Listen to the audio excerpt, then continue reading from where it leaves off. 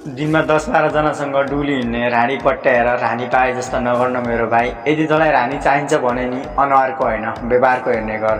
फेरि अनुहारको हेर्छस् भने नि बजारमा 1000 मा पाइन्छ। म्याच छ्याक्ने। जानी छु मरेको खबर पाएपछि आउनु। पोस्टमार्टम गर्दा यो मुटुमा तिम्रो नाम भेटिन सक्छ। पुरै लास जलाएपछि आउनु।